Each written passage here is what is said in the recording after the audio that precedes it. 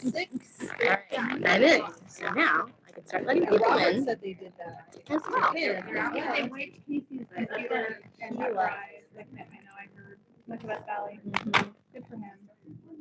I knew he would last long. No.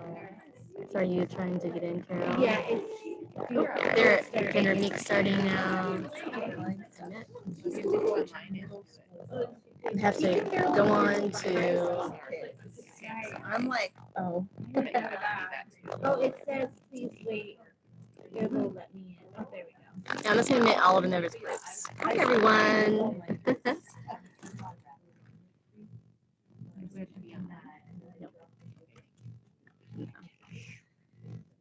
Can you guys all hear me on here? I thought I muted it. Just to clear the sound.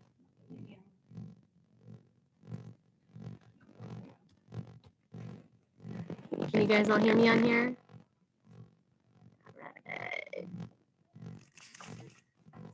Wait just another minute in case people are still trying to get in while I was trying to log in, everyone.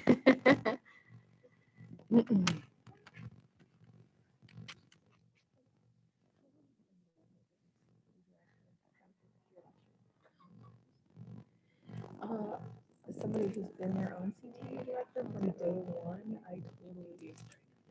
Well, he declined one of my POs. Just so you guys know, this is being recorded, and you can hear everything through the recording.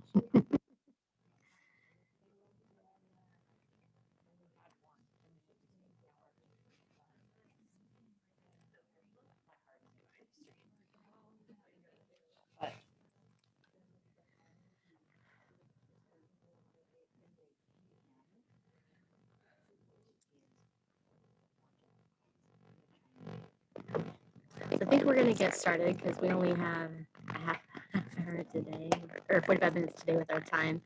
So can someone do me a favor, though, and kind of keep track of my time so I don't go over, and that way we get a chance to talk about anything we want to specifically, but also talk about where we can start sharing resources for floral design.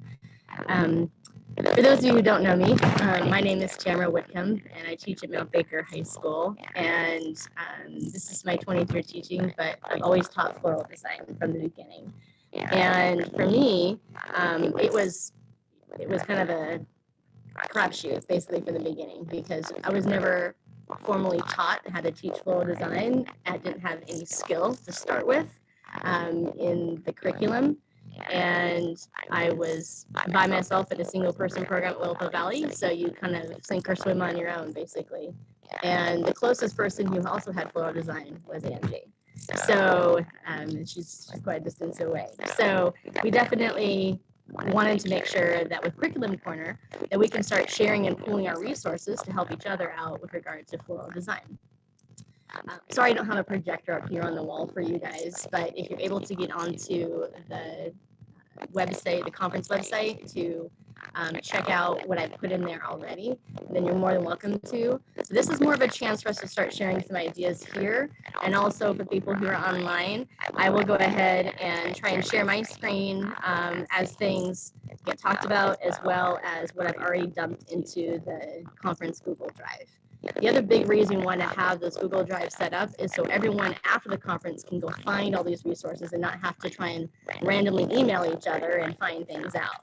So this was Amy Morrison's brainchild to do this, along with Tracy Brown leading us forward. So what we should do at conference maybe in the future with this kind of facility and things. So first I'm going to go ahead and just show these guys where they can find resources that I've already dumped into the drive. And if you're able to get onto the conference website and bring this up, that would be great. It's under Curriculum Corner. So if you go to the WAE conference website and go to the far right and pull down to more information, you're going to find Curriculum Corner on there. And there you're going to find the floral design one that has the link to the Google Drive, so you can access what I put in there. And I'll talk about them and I'll kind of showcase things, but I definitely wanted to show these guys as well here on the screen. And then I want to have an opportunity for us to start sharing some ideas today, because that is what this particular type of workshop is all about, feeding back and getting ideas from each other. So let me go ahead and share my screen with all of these individuals that are online.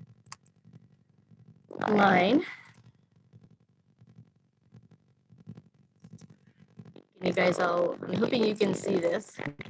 Carol, yeah, I can see this. She's helping me with monitoring the chat and things like that too for me today. So when it comes to our curriculum at Mount Baker, it's something that I've developed over time. And for me, I have both beginning and advanced floral design courses that I teach. I teach 3 beginning floral design classes that feed 1 advanced floral design class every year, so that we can continue to build the program. For purposes too, it was important to make sure that different skills are acquired at each level, because if a student is going to come out of my program and want to go into the floral industry and have that skill set already established, then I want to make sure that they're prepared for that.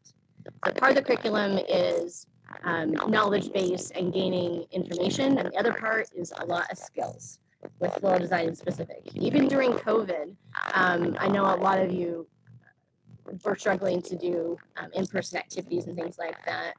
For us, we got to have students on campus once a week for whatever class they were there for. And so I still got to teach the floral design in person to students once a week. So each week was a brand new arrangement they got to teach in person. And as a result, they still were able to complete their skills for that level. And by the time we got them all full back for the second semester, they were ready for the advanced level with those students. So one of the things that I did was to dump into this particular drive the skills documents that I used with my students at the beginning of the semester. And so what I do is I put together a list of the arrangements that they're going to create each semester. And then that particular arrangement also has different skills that they are going to be learning as a result. Each arrangement for me is worth 20 points in towards their grade. Part of that is creating the design itself, and a portion of that on the grading rubric that I've established with the students is talking about the materials, cost analysis for the arrangement, so they learn how to price things, and also reflecting on the knowledge and skills that they learned as a result. So that's a portion of the points too. My question was, are you a year-long class or a semester? Semester class. All of my classes, I don't teach any year-long classes. All of my classes are 1 semester only. And next year, it will be a trimester. So for me, I will be teaching 2 beginning floral design classes first trimester, 1 beginning second trimester, and the advanced will be also the second trimester. So the students who take the beginning floral design that really want to take the advanced course are going to have to be enrolled in that first semester or trimester, or wait till the next year to take the advanced level, which a lot of students do. They'll wait a year or 2 before they take an advanced. They can fit into their schedule as well. Other things that I put into the drive that I've shared with all of you include the grading rubric I use with students. So it breaks it down by point value, how much each part or portion of the arrangement or score sheet is worth. I do a flower identification activity with students at the advanced level so that they learn the flowers. And this really does help those students who are also involved in the floriculture CDE, because they learn those particular flowers and foliage. I've also dumped in there several activities that I do with students that are fun. The kids you get for floral design are also really creative, and they like to do unique, fun activities that if you just aren't making floral arrangements. So I put in there a flower astrology assignment where they get to learn what astrological sign they are, and relate that to a particular flower and do research and then create a visual on it. I put in there the history of floral design assignment that I do at the beginning of the year, where they learn why arrangements look the way they do and what historical period that might have pulled those skills from, as well as what we call a holiday stained glass window, which actually gives me a chance to learn a little more about my students, because they have to not only create a visual of what the holiday season means to them, what are some things that they enjoy during the holiday season, but they also have to write an essay to me about why that stained glass window looks the way it does. And I really get a chance to know them as people and what are some traditions their families like to do. And especially for me, I live and work in an area where the students, I have a large Ukrainian Russian population that take my floral design classes because their families allow them to take that particular elective, and it brings the skills right back to their churches where they can help create arrangements for the events that they actually host at the church.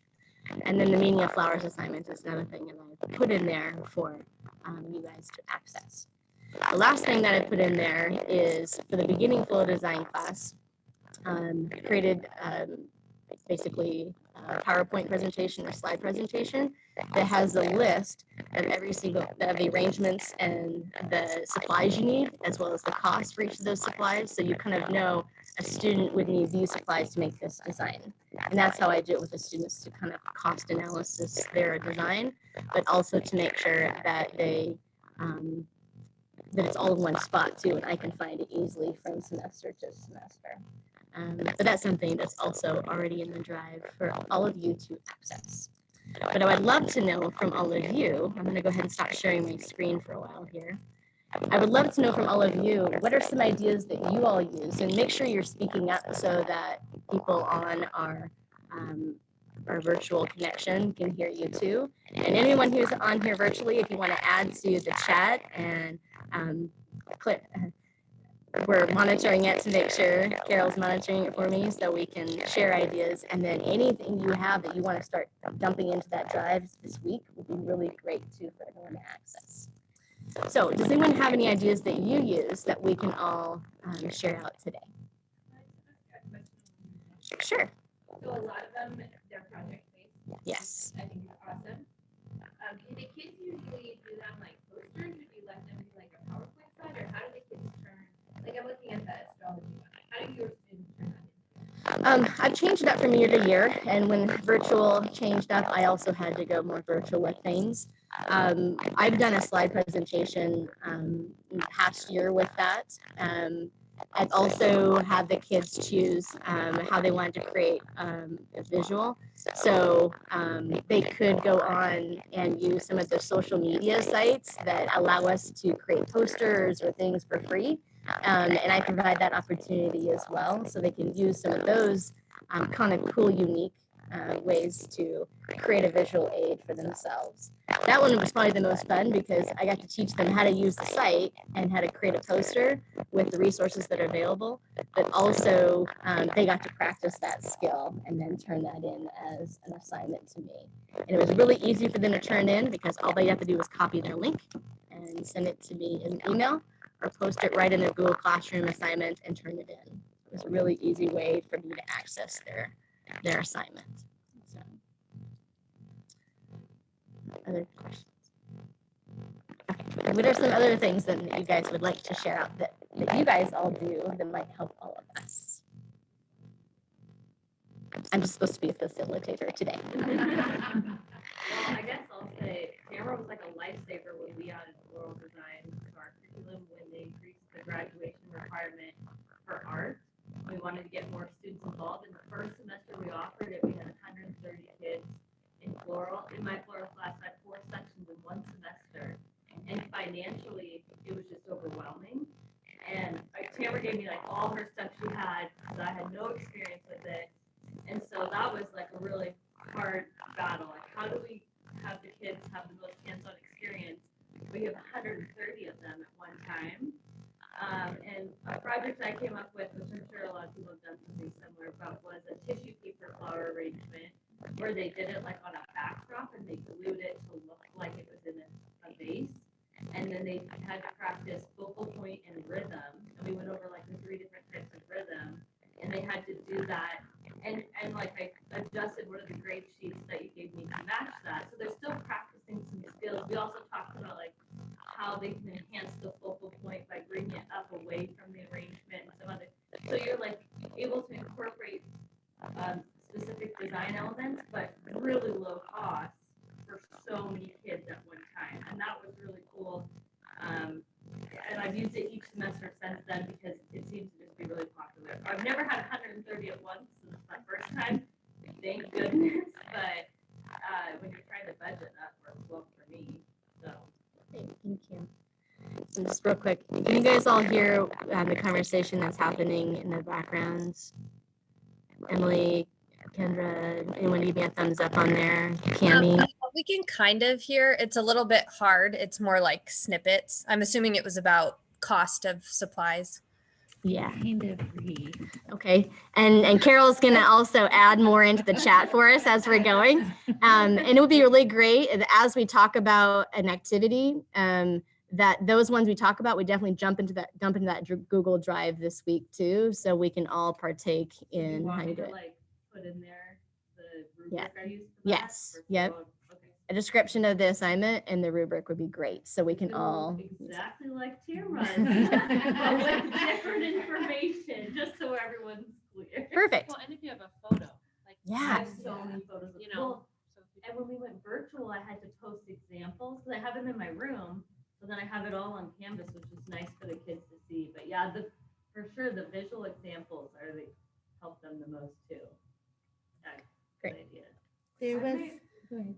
I was gonna say, I made like recorded videos because our kids had the option to pick up Monday through Friday in the school week. So a week that we were making an arrangement, there was no way that we could come together as an entire class and do them. Would those pre-recorded videos be helpful to like newer teachers? Okay, awesome.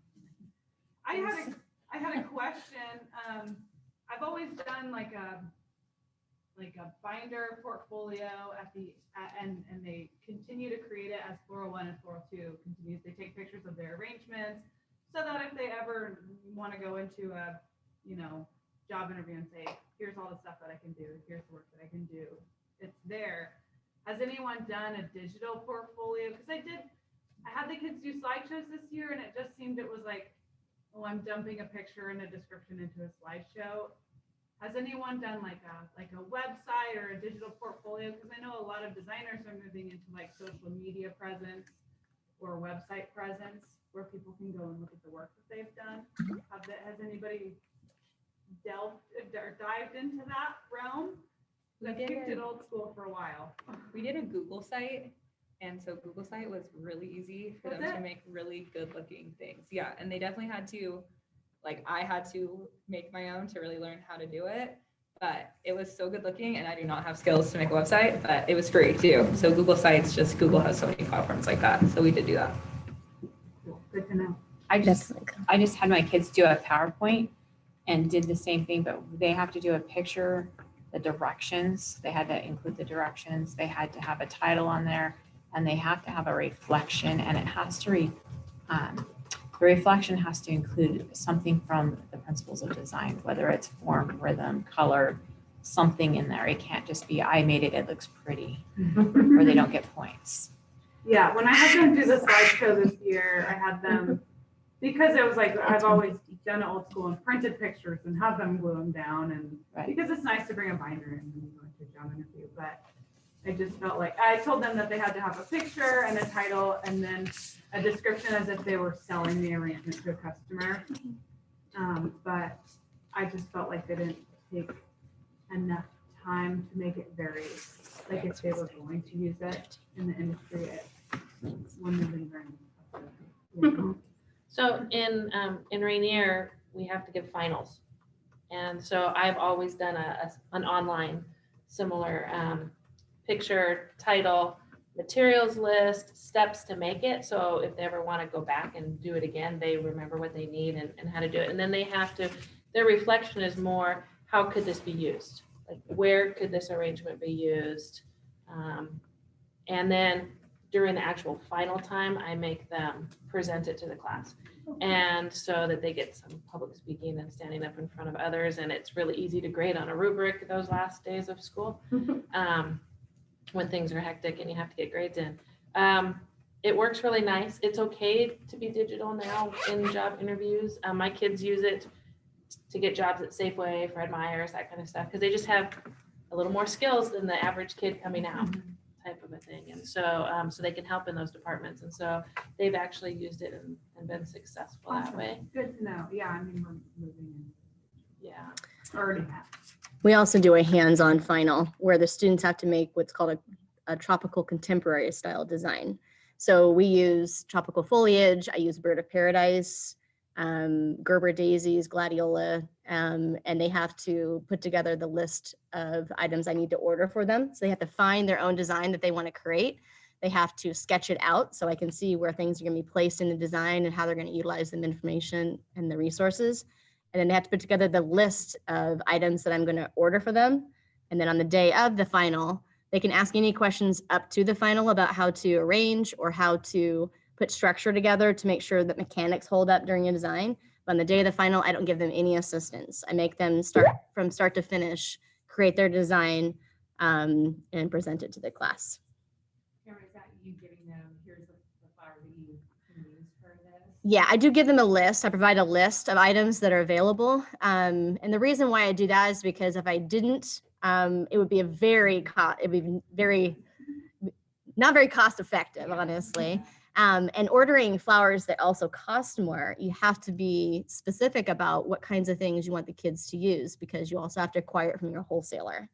And our wholesaler is great about getting me those things that time of year that I need them. Are you watching this? Yes, I am. There's a question on making arrangements or teaching them to class. Do you do it all in one class period, or do you break it up into multiple class periods or days? I break up into multiple class periods with regard to the final, because we're talking about In general, teaching students how to build arrangements. I teach the day before or the class before what the design is going to include and the directions. And then the day of, I give them a demonstration before I have them create it on their own. Now, our class periods were 75 minutes before the pandemic, and they will be 65 minutes. But if I can have kids create them in a 45-minute class period with me during the pandemic, I can make an hour happen, no problem, or 65 minutes happen. You just have to change things up a little bit as to the procedure or the way that you do it, I guess. So I have found if I demo the day before, a lot of the kids don't pay attention. So a lot of times what I'll do is I'll demo the greening, and then I'll say, go get your arrangement green in, and then put it in the cooler. And then the next, because we only have 50-minute classes, so we really don't have a ton of time. And then the next day I'll say, okay, here's the flowers. Here's how you place them, and then have them do that, and then they take a picture and take it home.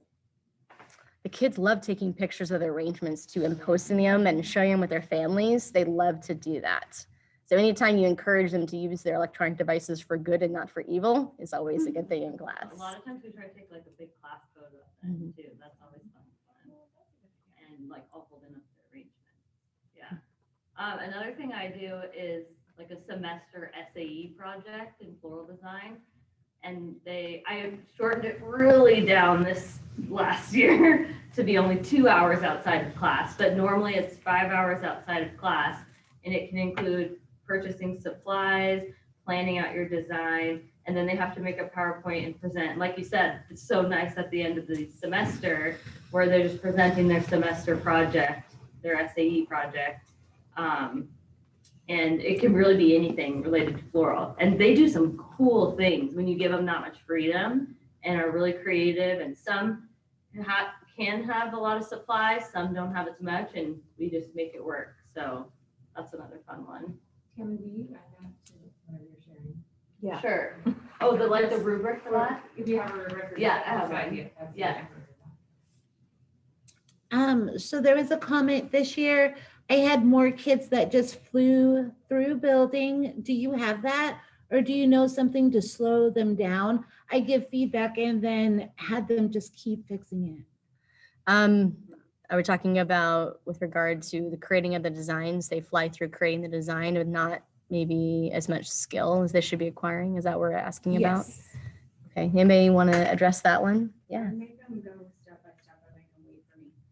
But so that there's no incentive to rush because they can't finish anyway. I make them, like if they put stuff in that I didn't tell them to put in yet, I make them take it out and wait for me to get to the next step. So you're building it with Yeah, I usually have like a finish, like this is where we're headed.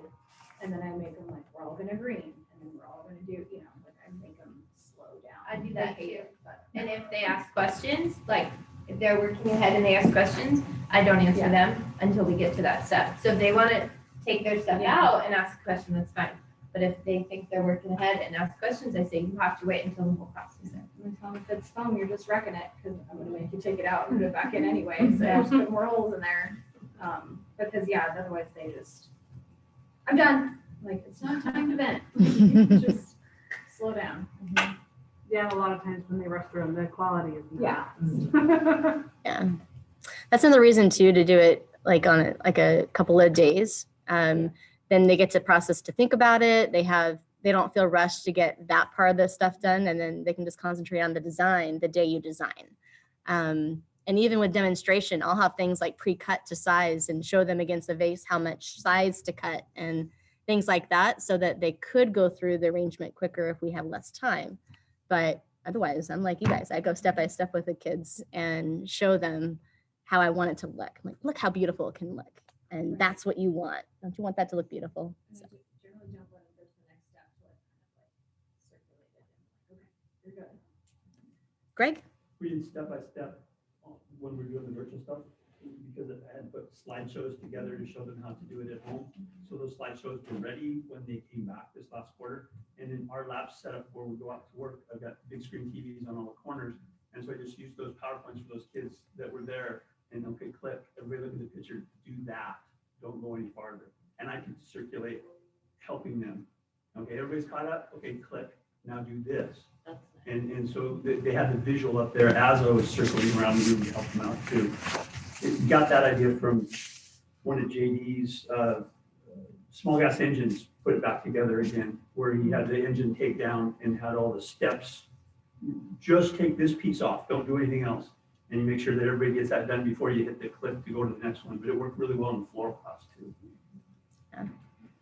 Yeah, pre-recording videos was really, it was kind of daunting at first because you're not sure, how if you're going to be able to explain things on camera correctly and the angle of things, if kids are going to be able to see things. But it really is a time saver in trying to teach a whole big class too at once. Sometimes classes vary in size. You don't get as much one-on-one with the kids sometimes. So. I don't know about you, but I was awful surprised at the quality of stuff that came back and how good it was when I wasn't there screwed up. They did some really cool stuff at home. What do you guys do about absent students with the perishable material? Kind of side at that. I've never taught floral before. I get to teach it this year for the first time. I've never taken a floral class either, so I don't know anything. Can you repeat that question? Yeah, I can. So Hannah was asking us, what do we do if a student is absent or isn't able to be there on the day they create the design? And with perishable materials, it's kind of difficult. So she's asking what are some things that we do to kind of help with that situation. Anybody want to share? Yeah. It depends. So if I still have flowers available and we have intervention time, as long as they'll go and pre-watch the video, they can come in and complete it. If the flowers are dead by that point, they've lost their opportunity. And that's just how it is. I do have an alternate assignment because especially with remote learning, if a kid couldn't come pick up flowers, I couldn't say you get 0 points on that assignment, but I make it not very fun. It's like, you watch my demo video, you give me step-by-step instructions on exactly what to do. You find a very similar arrangement online and you dissect that arrangement. You talk about every single element and principle. And oftentimes they'll miss one and go, I don't want to do that again. When are we making our next arrangement? Because I want to make sure I'm there. I call them lab days. Like I say, okay, next Wednesday is our lab day. Meet here for the lab day. Because they hear that in the science lab, and they hear that if you miss a chemistry lab, you have a day to make it up, and then, so. You're giving them lots of warning, for sure. Next Wednesday, be here. I've also had, especially after we create an arrangement too, I'll say, hey, I'll be here after school if you were gone yesterday while the flowers are still there and available. Because I'd way rather have them be able to have that hands-on opportunity as well. Yeah. I also start the semester by telling them arrangement days are ones you should never miss. So if your parents are going to arrange for dentist appointments or orthodontist appointments or whatever else you got going on, don't miss this day. And I try to make sure my arrangement days are always the same day each week so that they don't feel like, oh my gosh, I can't make that day. They can plan it in their schedule too to be there on time. And I'll let them get a portion of their points by filling out the rest of the rubric with regard to the directions and the materials and costs, but they only get a portion of their points. They can't get the full value if they can't create the design. Should you shoot for like an arrangement a week? I shoot for an arrangement every week or week and a half if I can. It depends on the season, and with this next year going to trimesters, I'll have to rework my schedule a bit with regard to the designs that they'll create both first trimester and second trimester. But the general skills are there. I just have to change up the materials that go into them because availability of flowers a lot of times. So yeah. Yeah, for sure. This last year, I know I just had to be way more flexible. I think we all have. I excused a lot of stuff. So if Yeah. they weren't there to do it and the flowers were gone by the time we came back, because sometimes people break things and there's not enough for the person that was absent, I'll just excuse it. So they're not it's not hurting their grade, but they're not points that they can make up. So like when it comes final time and they have to turn in their final, they don't have a buffer of all of those projects that they did because it's not in the grade book. So then their grade relies more on their other assignments. Another one sometimes like for partial points is designing. Like they have to draw it out and design it and then still fill out the grade rubric and then you can get partial points. That way too. Any other things that we all do that you'd love to share with each other? I make my kids plan weddings. Speak up real quick. I make my kids plan weddings. That's what they did with their final. My floral classes are a year long, and next year I have 4 of them. I'm not sure how that's gonna go. But I still have to work things out because this is my first year teaching that I was finished. And it didn't go quite how I planned because I didn't give them enough direction. But they have to pick a date so that the flowers they're picking are in season. They have to pick out their types of flowers, and I give them the link to the Washington Floral Service so they can look at all the flowers that are available in season. They have to pick a color scheme, and then they have to tell me the types of arrangements they need for their wedding, how many they need, and how many flowers they would have to order to complete each arrangement. So basically, by the time they turn it in, I should be able to actually like place an order for all of those flowers and order enough stuff for them to do their arrangement. And they do pricing. So earlier in the year, we go over prices for smaller arrangements, and then they have to price out how much it would cost them to bulk order their flowers versus how much it would cost them to have a florist make it, because it normally ups by about 3 to have a florist make it. So it's really big. And then as the flower part of it, they all make toss bouquets and they have to toss them. And if they fall apart, they lose points. I do that too with the nosegay bouquet from the history of floral design. I have them create the design from the English Georgian period. And they love it because it's their first design, first of all. It's a small handheld arrangement. It's hard to make a mistake when you're first starting out and you're just learning.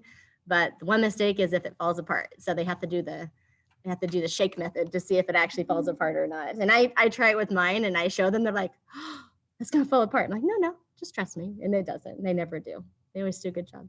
I do the shake method on my rose grass. I'm like, okay, if I can pick it up and then your rose falls out, it's not gonna be pretty. The one thing I will change on that for next year is tell them the number of arrangements you want them to do. Because I had a lot of kids turn in like really high quality stuff, and some kids do the bare minimum amount of arrangements humanly possible. Some kids were like, well, I don't want centerpieces, or I don't want bridesmaid bouquets, or like so picking the types of arrangements and how many, and just letting them do the flowers and the prices and the colors would make that exponentially easier. Just want one bouquet for the whole wedding. Yeah, it really depends, and I have to change how I grade entirely because there's some kids that just like chose not to do it because it wouldn't make them fail. So like just keeping that in I order. actually wrote up scenarios that I give the kids, and so they have the bride and bride, or groom and groom, or bride and groom, and I throw in different religions into it and different cultures. So then they have to incorporate things that are specific for that, because I tell them when you're a florist, you need to know your community, and you need to know what culture is important to them. And so then the kids have to actually learn about different cultures. We don't have a big Jewish community where we live, but I have a big Mormon community, and I knew nothing about the Mormon weddings being raised Catholic. It's very different. So all of a sudden, I had all these things to learn, and I thought, well, this is great for the kids. So from all kinds of different cultures, and then as a florist, they have to learn about their customer. Planning an event is fun too, as an activity with students, and it gives them some kind of a heads up sometimes to helping with planning for event for the floriculture CDE. So they have some of those skill sets already and knowledge base to start from. But I'll do something that's more universal. Something that we do is planning for our cancer event, cancer awareness event. That's something that affects a lot of people, and they take it really seriously because they want to do a good job, because most students are affected by someone in that area, with that particular issue at that moment. And so it's really kind of fun to see what kinds of things they come up with. But it's really a great activity to also fill in besides creating designs every single week. And it takes longer to plan. So, but I let them do it with a friend. So it's a team effort. That is a fun one. Some girls came up with a glamping event. That they planned. And they had all these, it was like, it's very fancy, has all these flowers. So I started using the 50 Flowers website. I don't know if you guys use that, but it's so awesome. I don't normally order from them because I order through Raw Floral, but the kids can choose by season, they can choose by color, they can choose by flower, and then it has all the pricing. And so then you can do the pricing unit where they choose it, and then they have to figure out how much for one stem. And it has like examples, corsages, boutonnieres, wedding stuff. It's all by color. So I use the 50 Flowers website a lot this year, because it gives the kids, they can find what they're looking for through so many different avenues. It's more user-friendly than the Raw Floral website, for sure. And it's a great one. When Sarah shared that, I definitely used it with students again this year too. It was really great. Yeah. Great resource. Is that Washington based? They're out of, actually, Idaho. Oh, where? 50 flowers. Yeah, 50 Flowers. Well, we just have a couple of minutes, everyone, before we have to go off to Owl Chats. But is there anything else you'd like to share with the whole group that could benefit people? So my district, I have 3 high schools in our district, and we planned a district floral day for students that we had. Here's a handheld project, here's an event coordinator, here's a florist that came in, and then we did a scenario, and we had flowers that they could build a scenario and do a contest. So everybody gets to experience a whole day of floral. And then I took that idea, and there are teachers at the Bay district that really wanted a Floral 101 to learn skills and do that. So we've gotten together and done like classes to learn from each other and to share skills. So it's hands-on experience for teachers that you sometimes don't get. Small projects I get from Carol too. She has lots of really cool, fun, small projects that she does, including, creating rings that have, artificial flowers on them, and just fun, trials. And here's the materials. Let's see what you can do with them. And it's really kind of fun. The wilted flowers, you can make them. I hooked up with my photography teacher, and so they made art pieces out of them and took pictures. And so there was really cool like sunsets or birds, all the floral petals. And so it's collaboration with other people. I have a bunch of windows along both of I have a classroom and a floral shop, and paired them up and they drew a holiday or some sort of event out of a hat, and they had to create a window display. And first they had to sketch it out, and then I kind of just turned them loose with some really cheap water paints, and then let them paint on the window. So far I haven't had any trouble getting it off the window, but I've had to have them clean up the hallway a couple times. So it's super simple, and it kept them busy a lot longer than I thought it would. Well, thanks for being here today, everyone, and sharing some ideas. I hope you all got something from our chat and brought back some ideas. And if you would be able to upload any assignments or things you've talked about today onto that Google Drive. Again, you just go to Curriculum Corner and pull down to the Floral Design, and that link is right there that goes to the Google Drive, and you can just upload things. One caution though, if it's already in your Google Drive, make sure you make a copy before you post, or you have just given everyone access to change your assignment. So make sure that if it's linked to your Google Drive at all, that you make a copy before you post it. Okay. It's going to be available as long as the website's up and running, and they're not planning to take it down anytime soon. So you can access that for several weeks and weeks and weeks. Okay. Thanks everyone for being here today. Yeah. All right.